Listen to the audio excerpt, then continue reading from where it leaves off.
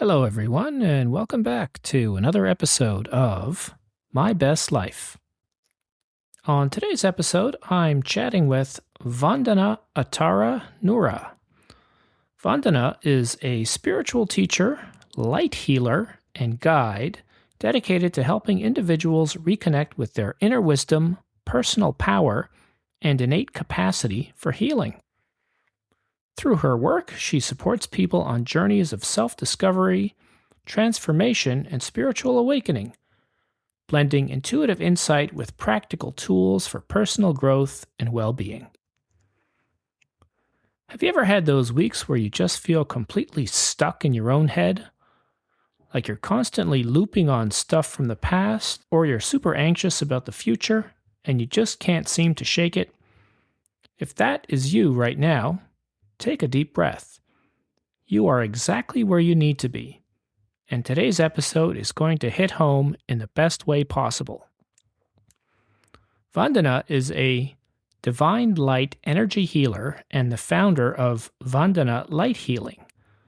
She started out working in an Ayurvedic spa back in 2006, but her real pivot happened after surviving a very challenging marriage and navigating life as a single mom.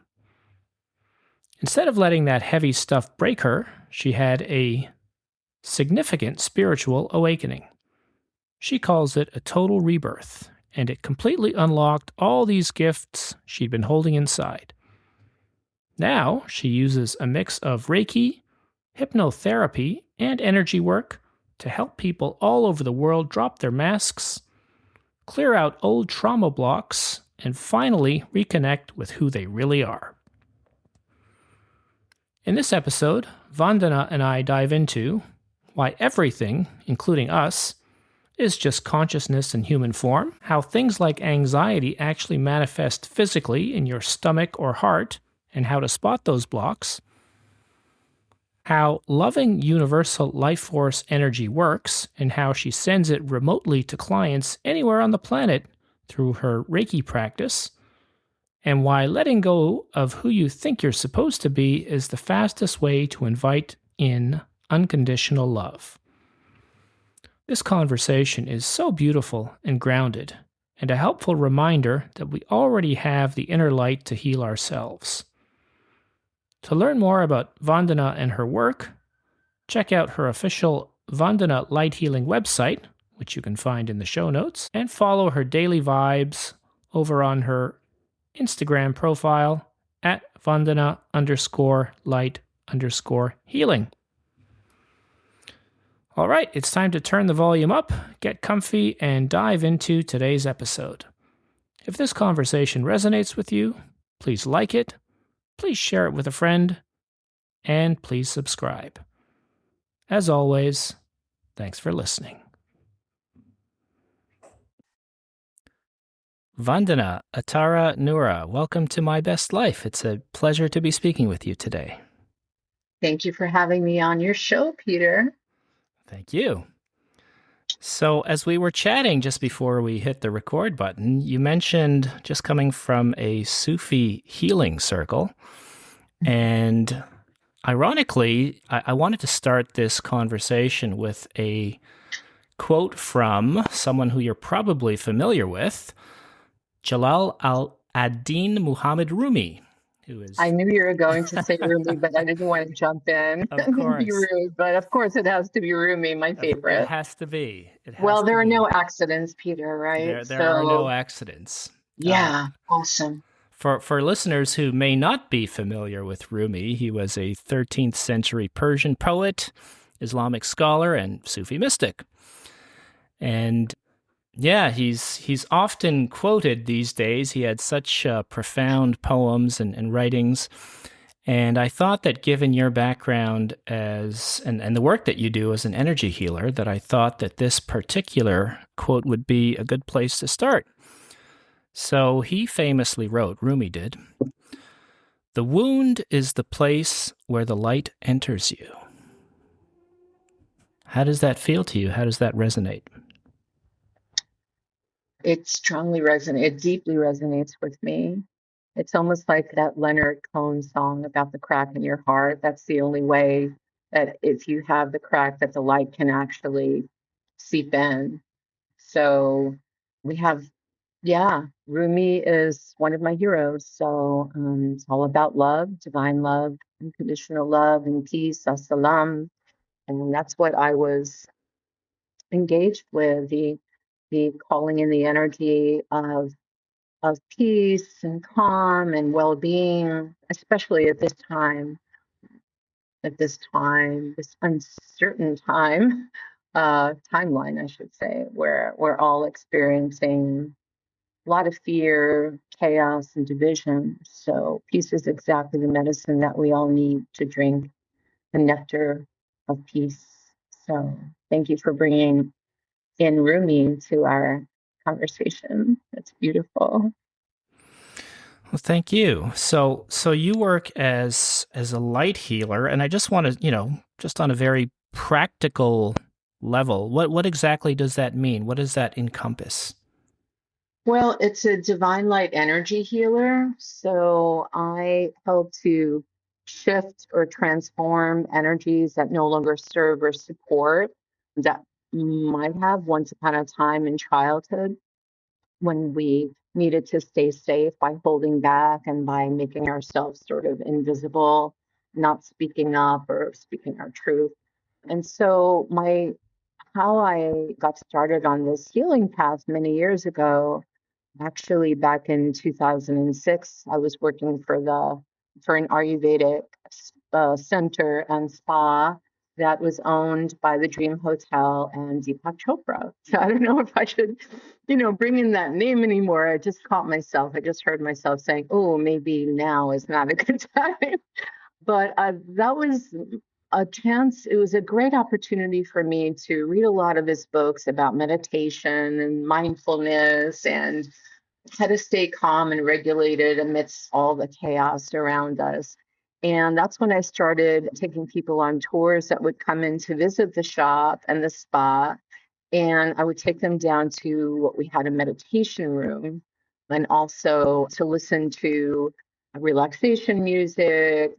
And what I noticed is that the people that I was teaching and guiding them through these meditation journeys, these really short meditation journeys, like just, encouraging them or asking them to just listen to their breath and to move some energies that, might not be serving them, like stress, tension, anxiety, and that only happens when you're stuck either in the past or in the future. So I really was inviting them, I was holding a space for them to really enjoy the gift of the present moment that we're engaged in together. So we're really like attuning to each other's energy. And I just remember the feeling of grace entering the room and the energy of, well, the rewarding energy of just being a witness to the transformation that I saw, where people would like really take a deep breath, slow down, quiet the mind, relax the body, and just like shift, like within a few moments. And so I knew from that moment, although I always knew all my life that I loved helping people, I was really good at it, and people would just naturally come to me with their problems. They always felt comfortable and safe in my presence, even when I didn't ask them to tell me their life story. They just always found me to be a comforting person or somebody that they can open up to. And so, and I've always been very clairvoyant, clairsentient, very empathic all my life as a child, very sensitive. So, little by little, I just felt like I needed to unmask and just be myself and do something more meaningful with my life and serve humanity and just be a divine light instrument, right? An instrument of peace, like Saint Francis says in the prayers to Saint Francis. Let me be an instrument of peace. And I found a way to make that happen. And I always was very intrigued by Reiki, which I can explain in a moment if you'd like me to. When I started, which was back in 2006, like I said, I took a 1 year advanced teacher training program in Reiki, in Yusui Reiki. That was the name of the kind of Reiki that I facilitate. And it was at the Edgar Casey Center. Edgar Casey was a very famous spiritual teacher who was known as the sleeping prophet. Are you familiar with Edgar Casey I am, and his yes. work? Yeah. Yeah. So I found a way to make that happen because I just knew that it was divine timing. Like I got the calling and I was like, I cannot do what I was doing anymore just to collect a paycheck. I felt like I was really being a disservice to myself and my gifts because I was hiding them instead of like, spreading the gifts, sharing them, whatever I was good at with people. And it just felt like a very empty existence. And I know a lot of people can relate to that. And it's really sad, but I had come to a point in my life where after working for other people and never really finding myself or never really feeling like fulfilled, I knew that this, and we're talking about, let's see, like 25 years of doing that. And looking at my watch or the clock, if there was a clock up on the wall, every hour to see if it was time to go home, just get out of there. And so I discussed it with my managers then, and they thought it was a great idea. And I thought, oh, well, in the beginning, I'll just do it part-time. And then I could just keep the job stability, the steady, reliable paycheck every week, which is great. I'm not knocking that at all.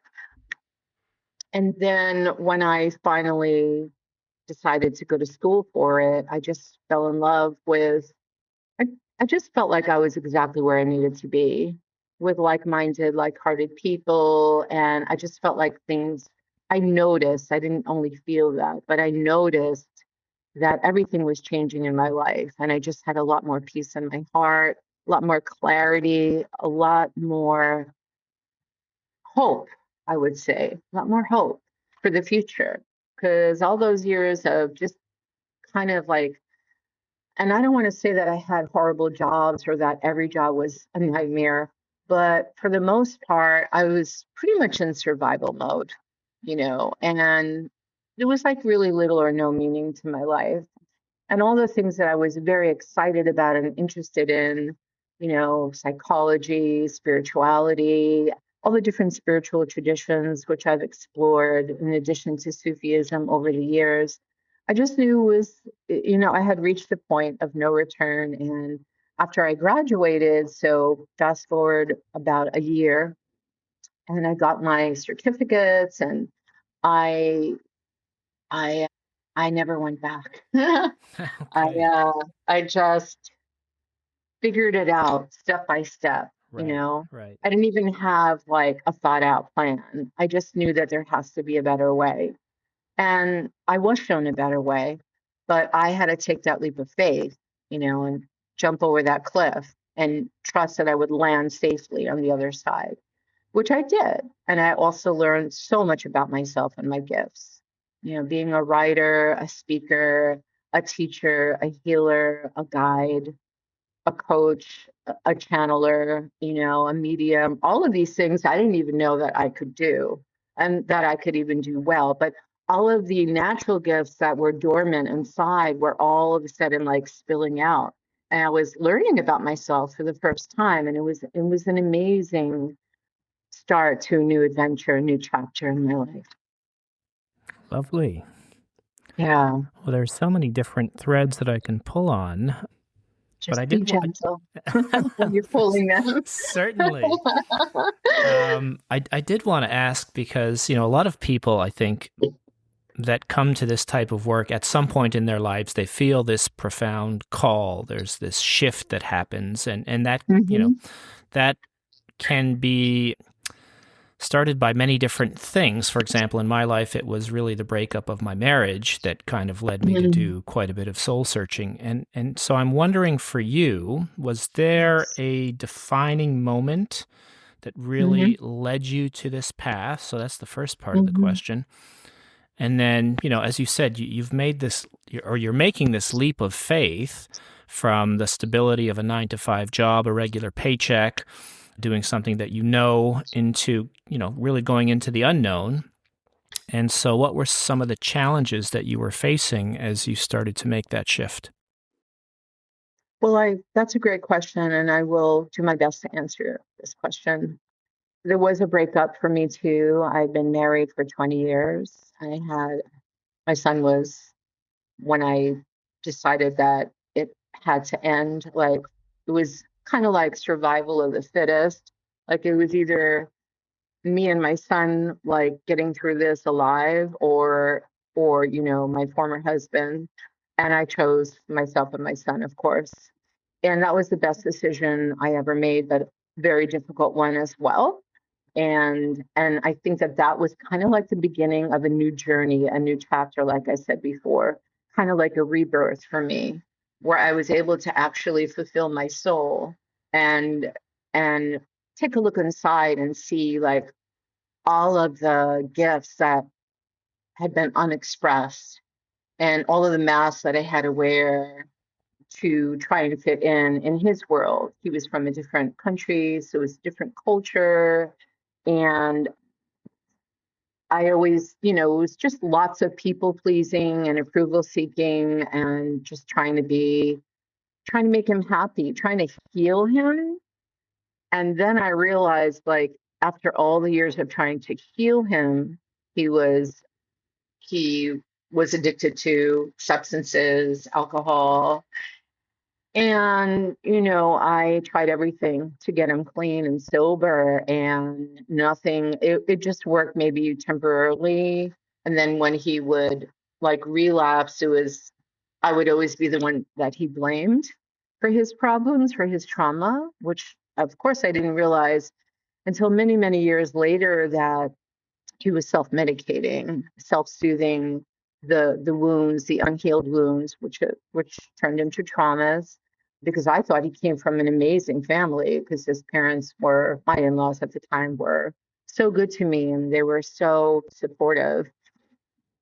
And so, yeah, I just realized after talking, I think, to one of his counselors, I said, listen, I'm at the end of my rope. I've tried everything and nothing helps. He just keeps going back. It was like every single weekend, like living with Dr. Jekyll, Mr. Hyde. I didn't know when I opened when I put the key in my door, when I come home from work, who I would find there on the other side. So it was a very frightening and unpredictable time, especially raising our son, who was, when I decided to finally divorce him, he was like 7 or 8.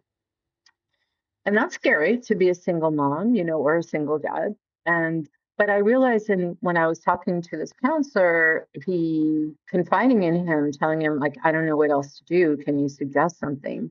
And he's like, you know what? I think, yeah, you do you and let him do him. You can't force somebody to recover if they're not ready, willing, and able. Like, they have to really want it badly. They have to be very, very strong too. And although he got better after I did divorce him, he still continued on with his addictions, and found somebody else who also had similar addictions. So,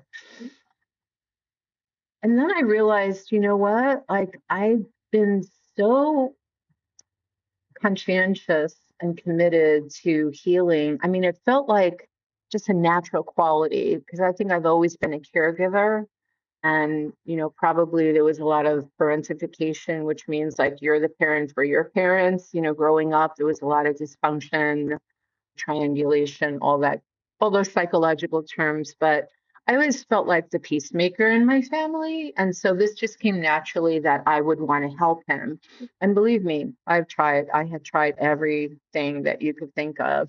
And then I just had to surrender. But I realized, like, you know what? Maybe this is why I have it in my heart, this calling to become a healer, not just for him, but for other people who are actually willing to receive the healing and benefit from the healing.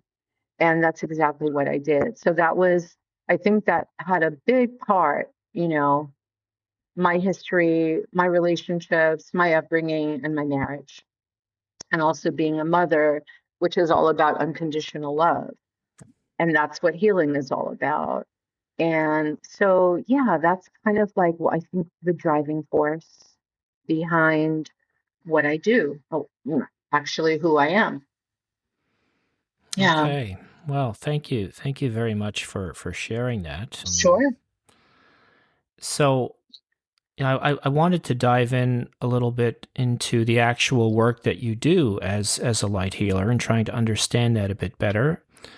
And so I imagine that in your work, you come across clients who are maybe trying this type of thing for the first time. And so I'm wondering, how do you explain energy healing and the work that you do to someone who's encountering it for the first time? Hmm. Everyone knows what energy is because we're made of energy, and energy can never be born. It's never like you can't birth it or destroy it. It doesn't, it's never born or never dies. It just is. It's our consciousness, it's our spirit, and we're a spirit in human form. And so everyone knows what the word energy is. It's what keeps us alive and upright. It's what keeps us going. And there's still a consciousness, when we die. Like, there's an awareness, though it shifts, of course, when we leave our bodies, but that's a whole nother conversation. And people know when I ask them, like, well, what's blocked? What kind of energy is blocked? Or which one of your 7 physical chakras, that would be from the crown to the toes. And everyone pretty much these days knows what a chakra is. It's like a spinning wheel of energy, of life force energy. And when I ask him, like, where do you feel blocked or where do you feel the pain as you talk about it and bring it up, as it arises, do you feel it in your heart? Do you feel it in in your stomach, or maybe in your throat, maybe in your head, and they'll know where to locate it because that's where the imbalance is. That's where the feeling like something is kind of off. And so that's what Reiki is. It's love, loving, universal life force energy. It's love, light, and universal life force energy, or chi, prana. And we know what happens, that we can become really sick and physically, mentally, emotionally, spiritually disconnected from source, disconnected from ourselves and our higher selves. Especially, that's the part of us that knows everything. That's our immortal soul. That's our higher self, or our higher power. But what I do these days, and I don't really like put my hands on anyone these days. Everything's online, and I do miss it. And I do miss facilitating and teaching and attuning people to Reiki in person. But then I found that I could do everything because there are no barriers, So if I'm giving you Reiki, or if I'm holding a space for you to remember or reflect back your own divine light, then this can be done anywhere in the world, and it doesn't even have to be, it can be sent, Reiki can be sent remotely. And that's a big part of what I do. I attune people to the energies, the healing symbols, to the past, present, future. Reiki knows no bounds, no limits. It's infinite life force energy. It's universal. And so that's what I've been doing these days. And I don't always turn to just Reiki in my toolkit. I have lots of other energy healing systems that I use. I'm also a hypnotherapist, so I facilitate healing constellations with generational to kind of like help people to clear the blocks around generational patterns or traumas that get passed on, right? And that we inherit. We inherit burdens from our family systems. So I do a lot of that work these days, mostly. A little bit of everything. Sometimes somebody just needs their hand to be held, but we could do it also, where we're not in person in the same room. And then Reiki can be sent to animals, to past lives, to future lives, to a relationship conflict, somebody who's having surgery, and that's a whole process in itself. But just attuning means, the word attunement means at one with.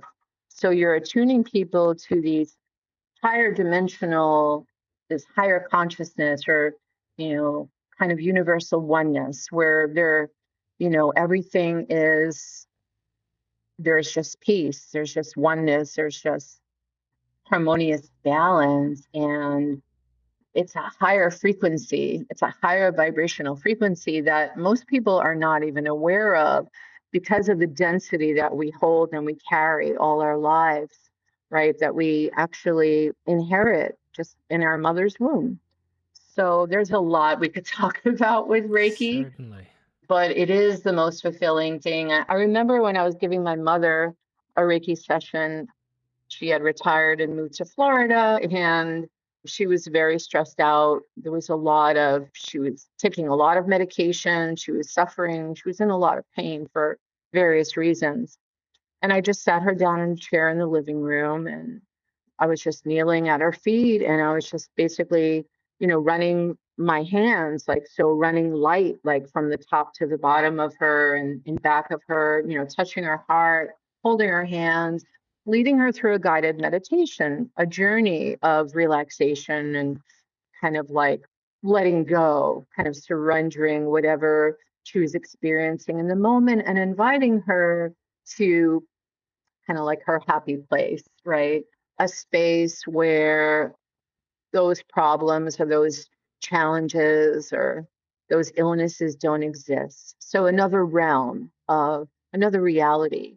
And it was a very peaceful meditation, very basic, kind of like guiding her through, imagery and colors. I used a lot of color therapy. And I just encourage people to envision, to use their imagination to envision like what it would look like if, you know, there was like they had everything they needed and nothing was missing. So the meditation in itself was very deeply, I would say, profound. It really pulled her out of past regret and future worry or anxiety, which she was always in that state of hypervigilance and overwhelm. And when she woke up, when I kind of like brought her back to the room, brought her back to the safety of her body, grounded her, her feet on the floor. And she said to me, I've never felt so relaxed as I did just now. And I said, well, what was, I always check in with my clients, my students, what was your experience like? Because no two people are going to share the same experience. And she said, oh, I was with, your grandfather, her father, they had been estranged all their lives. They weren't speaking to each other. And all of a sudden, things turned around and she was very happy to be with him, and he encouraged her to move there, retire there. And she said, oh, we were walking on the beach, which is something that they would often do, by the seashore, and just smelling the ocean and feeling the wind in her hair, and just like, the heat of the sun. And she said it was just wonderful. And she always, throughout the years, even as she aged and had to be put in a nursing home toward the end, she always said, how is the Reiki practice going? I love that. And I would tell her, good, because at that time people were more open to it. And I find not so much anymore. Unfortunately, it's sad but true these days. I think that we're in a perpetual state of overwhelm these days. And so people are prioritizing like paying their rent or Right. paying their electricity bill, which is, it's kind of like a fact of life, because we have no stability on the planet right now. We're at war, and there's a lot of really scary stuff happening. And so no one really feels safe or stable completely, even though many people are in denial about that. But there are other ways that I reach people. That's why it's good to have an online practice where I get to see people all over the world. Sure. And yeah, so that's my Reiki story. Okay. Well, lovely. Thank you. Thank you for sharing that. You did talk about having this toolkit of different modalities that you use when you work with your clients. Mm-hmm. Reiki was one modality that you mentioned, but you also talked about, I think, hypnotherapy, uh, Mm-hmm. guided meditations, Mm-hmm. visualization, I think, and Yeah. color therapy as well. Yeah, that's when I guide people through a relaxation journey. And mostly when they feel blocked or stuck in their lives and in their bodies, what I do is I'll bring in the color of each energy center. Okay, And for interesting. example, the crown chakra is violet. So imagine you can just like notice in your mind's eye, with your physical eyes closed, but your inner eye open, the color violet or amethyst or indigo. Indigo is the color for the third eye, the Ajna chakra, or blue, like a sky blue. Imagine, like, remember, like, the most beautiful sky blue you've ever seen, without a cloud in the sky, and then breathe that color into your throat chakra and even swallow the light of that color, that blue ray, and feel it spreading and opening and expanding your throat where you feel stuck and you hold back, and et cetera, et cetera. We go all the way down the chakra column. And people really like that, especially people who are more visual, Right. more clairvoyant. And if they say, I love your meditations, but it's hard for me to see anything. And Right. I'll say, well, just imagine that you could. What would that look like? And then they say, oh, that really worked. So basically, they could see all this time, but they just assumed that they couldn't see, they couldn't see beyond this spectrum, beyond this reality. And so that's sort of like opens up this new pathway to kind of like awakening their gifts. And everyone's different. I'm also a medium, so I teach psychic development as well. There are six senses. There's clairvoyance, clairaudience, and I'll tell you what each one is in a minute because I don't want to assume everyone knows. There's clairsentience, there is claircognizance, and then there's clairalience and clairgustance. So I'll start with the last two. Clairalience and clairgustance is the sense, the extrasensory perception of smell and taste. For example, I had a friend talking to me the other day, and she's like, I always smell my grandfather's cigar, even though he passed like 20 years ago. But and people in her household, like her kids, her partner, they also could smell it. So they're gifted too in that way.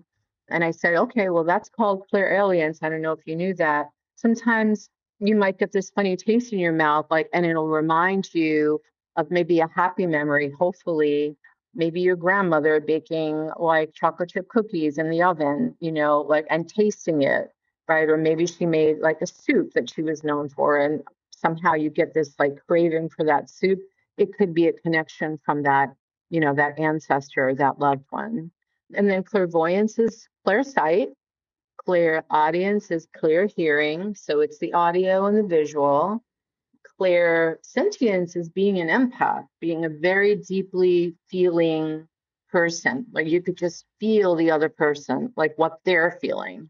That is called being an intuitive empath. And I'm also that. So I teach people how to protect their energy field, how to wrap up themselves in a bubble of light or a blanket of light. That's another visualization technique to feel safe and protected when they're in a crowd of people, or they're on a busy train or bus, and or they just don't feel safe with whoever it is they're with, or just feeling a little bit shaky. So that's another thing, clairsentience. And then claircognizance is basically knowing, not knowing how you know. It could be having a prophetic dream, and you wake up and then you read the paper, or you go on, Facebook, YouTube, Instagram, and you're like, oh my God, that actually happened.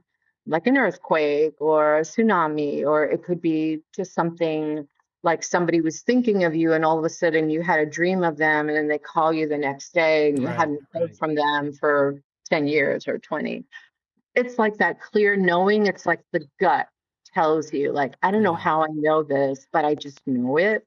And I'm sure sure. you've experienced this too, Peter, right? Many times, many times, and with Just like, increasing frequency, I find yeah. in my life.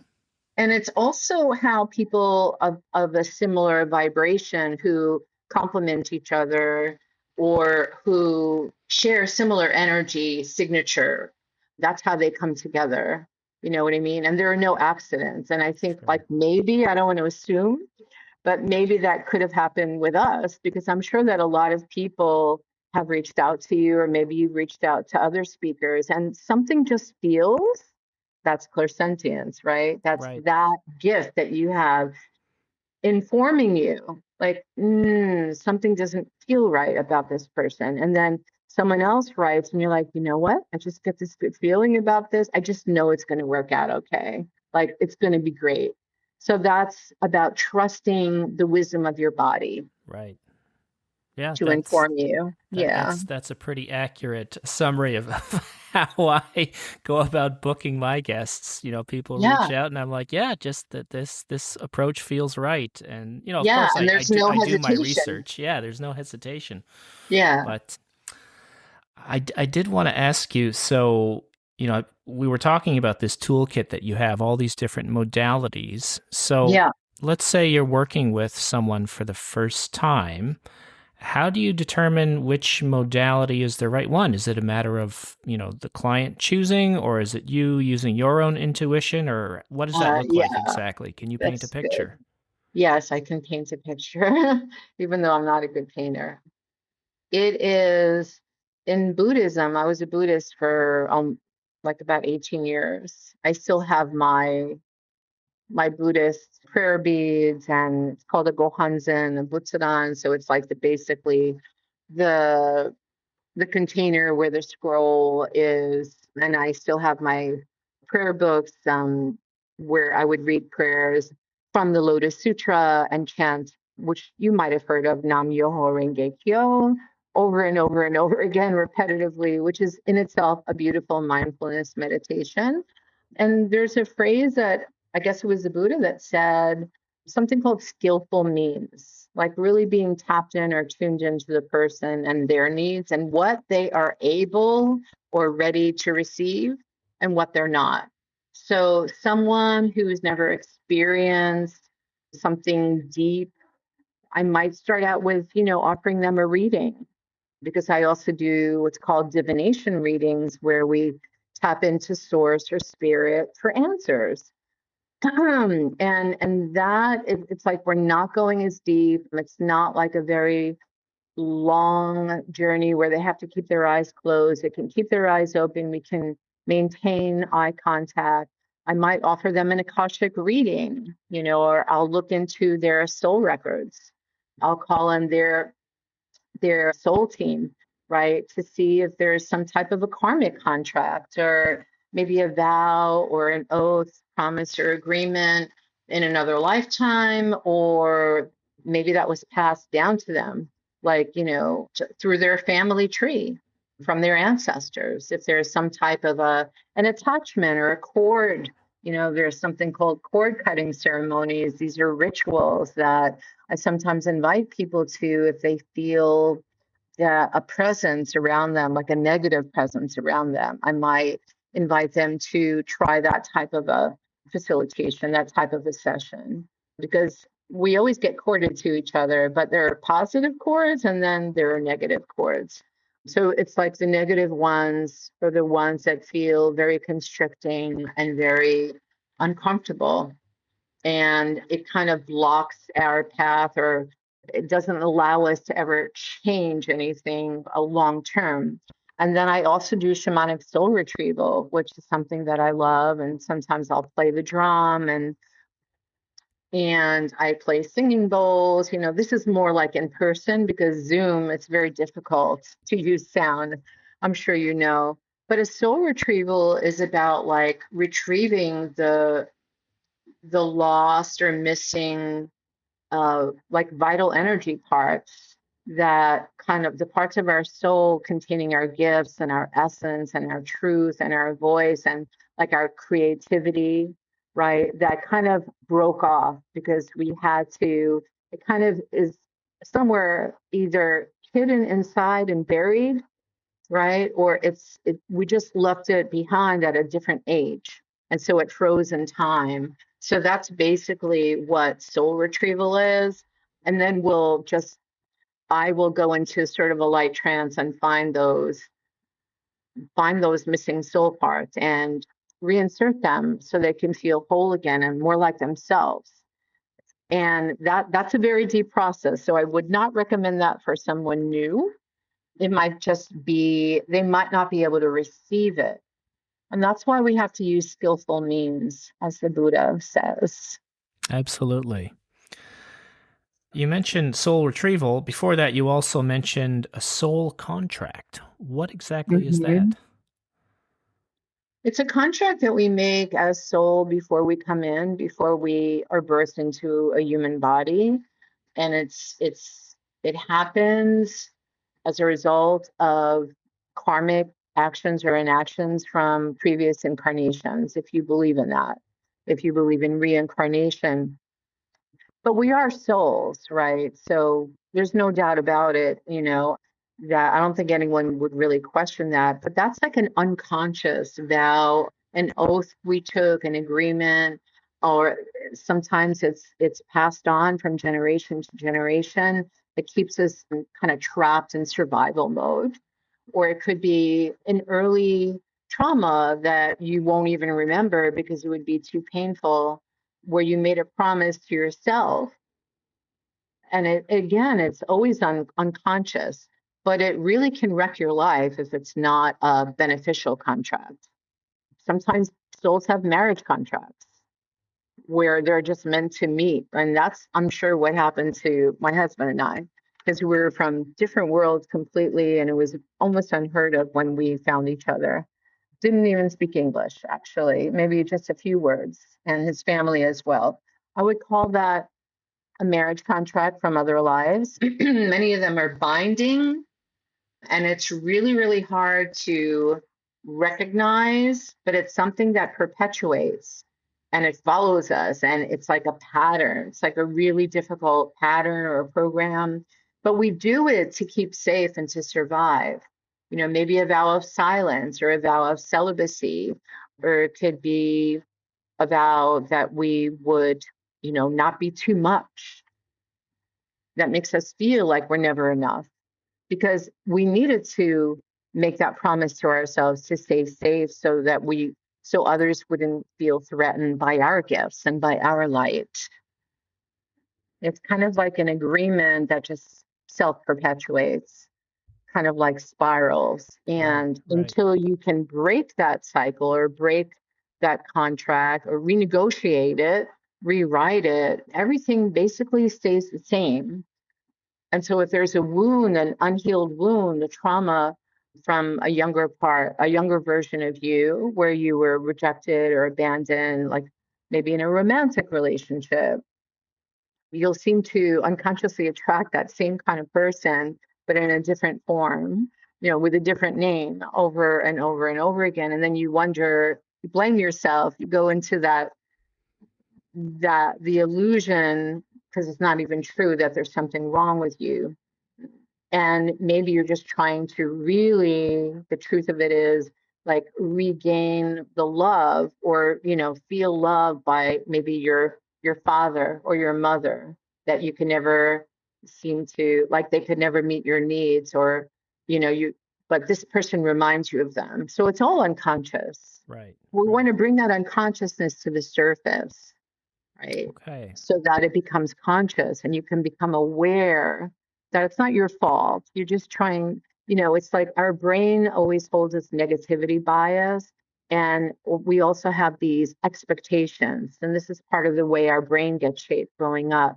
So we have these expectations that it's going to happen again and again. And so when we become more conscious and expand our consciousness, become more aware of our patterns, then we can change it. Then we can do something different to change it.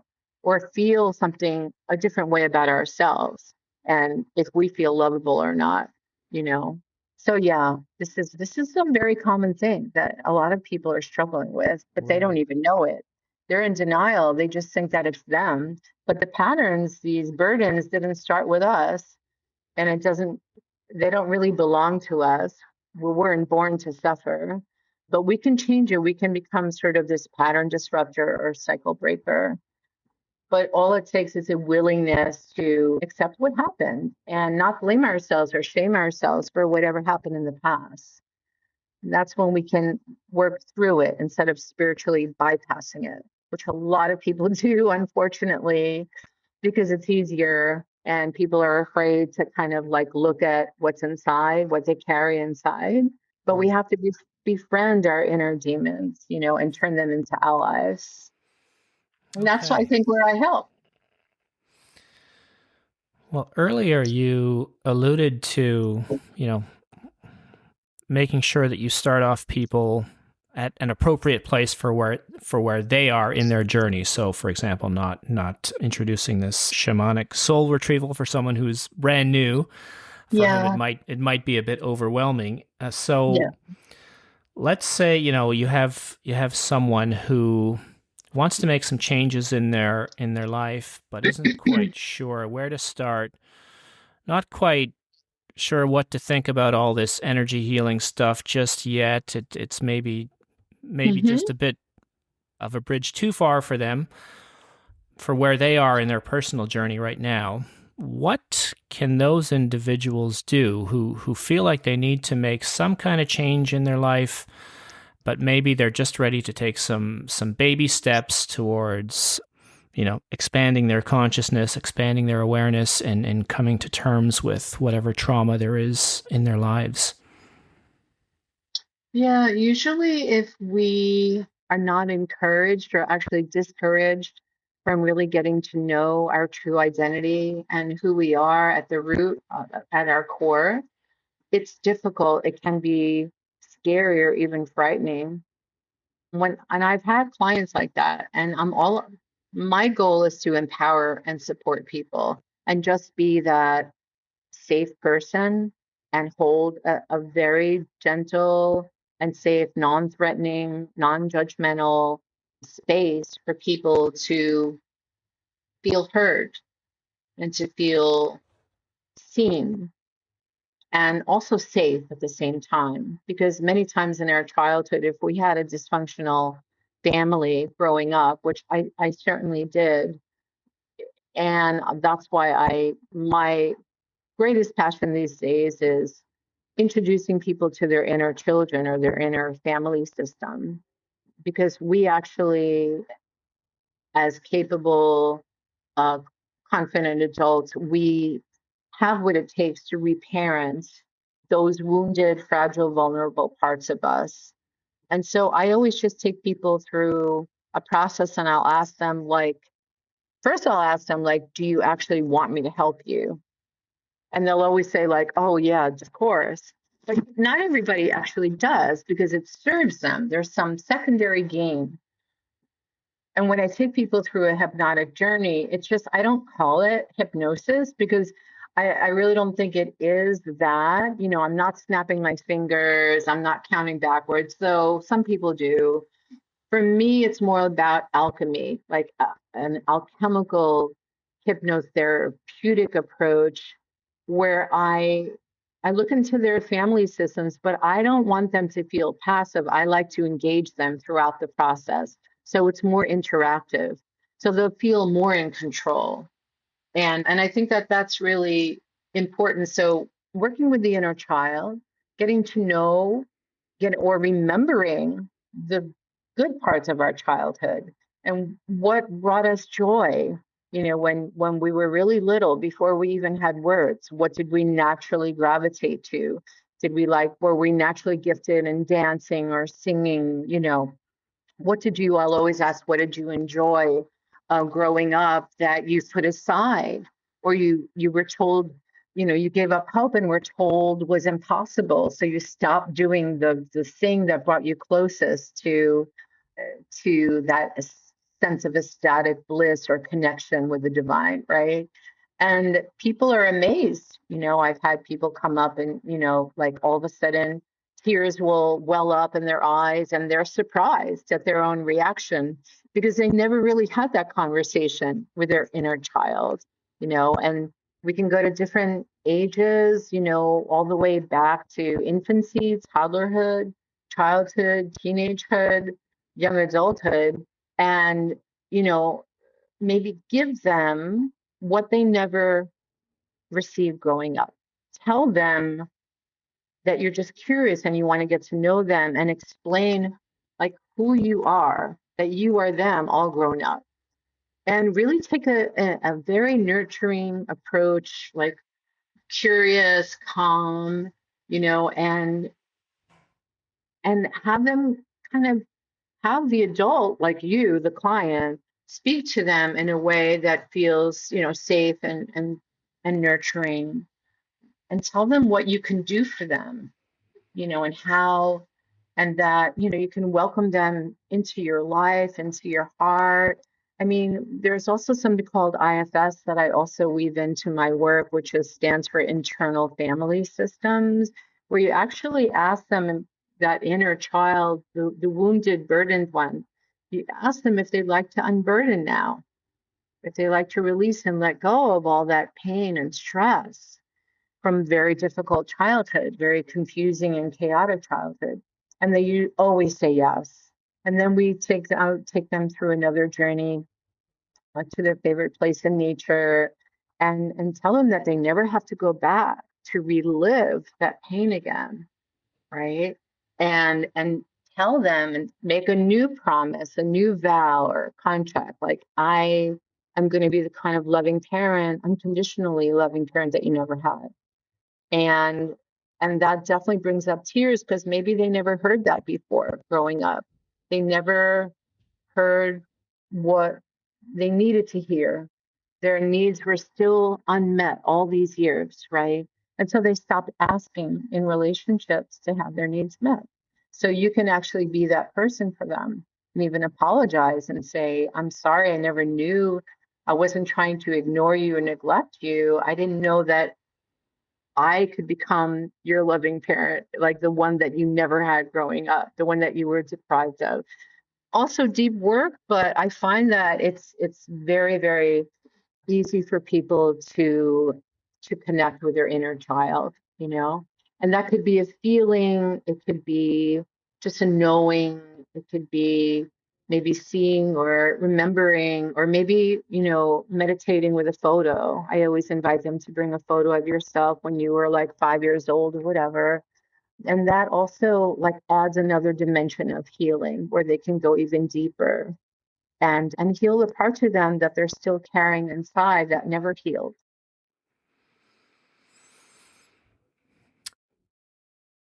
How can people bring more healing into their daily routines? Like, apart from working with someone such as yourself, a light healer, are there things that people can do just in their daily life to bring more healing? Absolutely. Taking a walk in nature, hugging a tree, dipping your toes in the ocean or a body of water, grounding. It's called earthing, walking in nature barefoot, taking off your shoes. Any kind of movement, stretching, yoga, any form of exercise. I think like being in nature, walking meditation. I'm also a member of a sangha it's called a Plum Village Sangha, but the one I belong to is called Rock Blossom. And it's based on the engaged Buddhism teachings of a spiritual teacher, a scholar, a writer. His name was Thich Nhat Hanh. I don't know if you've ever heard of him. I certainly have. And so he's big on inner child reconciliation as well. He has a great book about it. And they're called walking meditations. I did that recently in the botanical gardens with a group.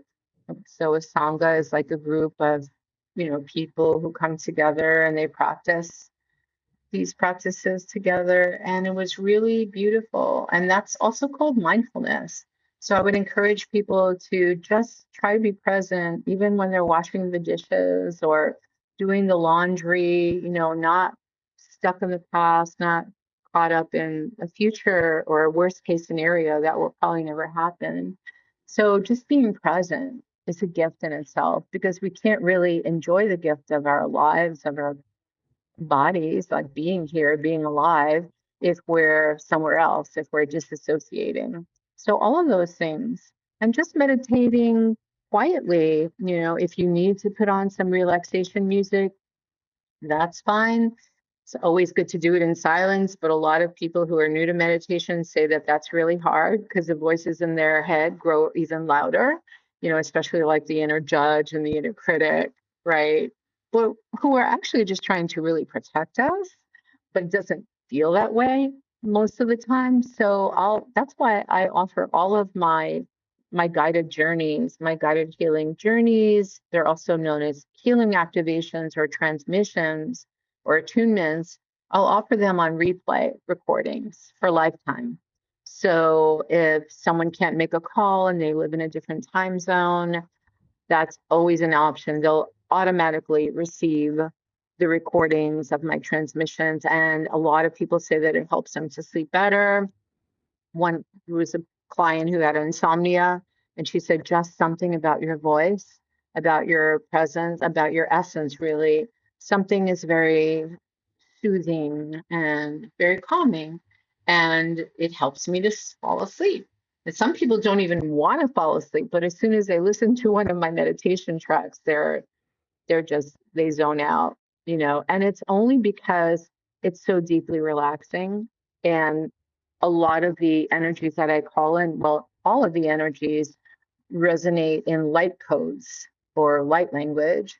I don't have to speak a different language. I could still speak my native tongue, which is English, but people can actually feel that. And it sends them into this kind of like a light trance state of deep relaxation and peace. So there are many ways to Right, start right. out on the journey, and it's actually natural. I mean, Reiki is natural. It's not like a woo-woo, new age, hipster thing at all. I mean, it's existed for thousands of years from probably the beginning of time. A lot of people say that Jesus was like the first Reiki healer because he used hands-on healing to create miraculous cures. And I'm not saying no one's claiming that Reiki will do that in this day and age, but it is the most natural and holistic form of healing on the planet. And it works. All right. Lots of ideas in there, lots of Yeah, different lots things of that people ways. can try. Thank you for sharing all of those You're ideas. welcome, Peter. It's my pleasure. We're starting to come to the end of our conversation. I did have a couple more questions. I did want to Yeah, ask you though. of course. If you could leave our listeners with one message about healing, growth, Mhm. and living fully, what would it be? I would say to never give up and to just like never give up on your dreams, number one. You're worth it. Whatever happened in the past was never your fault. And whatever you're carrying, whatever burdens or problems or challenges, don't belong to you. So you could always return them to wherever they came from. You don't even have to know where they came from. And it's actually a gift, not a curse, to be an empath, to be a deeply sensitive soul. You just have to sometimes learn a few steps on how to navigate those gifts. It's okay to be different. It's okay to see things that other people don't see. It's all about being the most authentic you that you can be, without hiding, without isolating. And also, I would recommend to find your community, find your tribe, you know, because even though people have told you in the past that you're so like you're really different or a little quirky or even if like you're just a plain weirdo, there's going to be other people who will resonate with you and you can resonate with them that will really get you and understand you. And also, if you find yourself in a toxic relationship, I would say to find yourself a safe space, a support system, whatever that looks like for you, whatever that is. And, and never take abuse, never settle for less than you deserve. And all humans deserve to live in a safe space and to have hope that, tomorrow things can look totally different. When you change, when you are willing to be yourself and accept that wherever you are in life is exactly where you're meant to be, where you're willing to trust that and let go of the rest, of all the mental chatter and the clutter and all of the false beliefs that we grew up with. If you're willing to just drop all of that and be yourself and unmask who you really are, your life will be a lot better. I can promise you that. Wonderful advice. Thank you. You've already guessed my last question. Vandana, what does it mean to you to live your best life? Well, for me personally, I would say to live my best life, how it would look and feel is to have absolutely no limitations, to be completely free. And I'm talking about free in every sense of the word. And to have more people actually understand and appreciate the value of energy healing, the value of starting over again, and the value of expressing who you are and having hope again, having hope that things can get better and they will get better. But I want everyone, like, if everyone could feel this way, the planet would be a lot better off. The earth would be a lot better off. Just my best life would be just more easily connecting to the right students, the right clients, the right podcast hosts, just getting my message out there. That's for me, personally.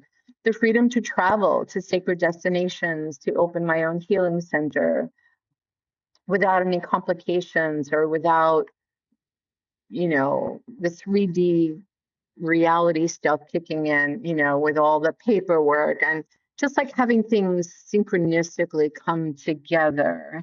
And I love, personally, I love traveling to sacred destinations.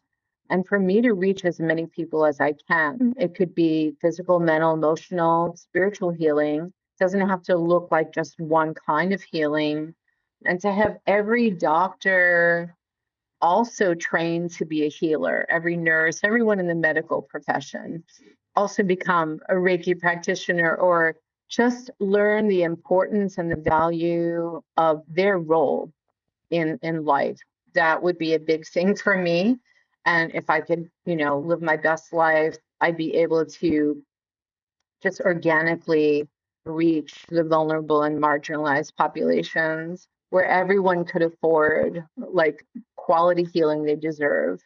Men, women, the disabled, babies, children, people who can't afford to actually go to a healer, where everyone can benefit. All souls can benefit on the planet. So that would be it for me. I know that's a lot, but they're all kind of tied in with each other. Certainly. Vandana Atara Noorah, thank you very much for joining me on the podcast today. I've really enjoyed this. Thank you, Peter. It was my honor and pleasure to sit with you today. Thank you.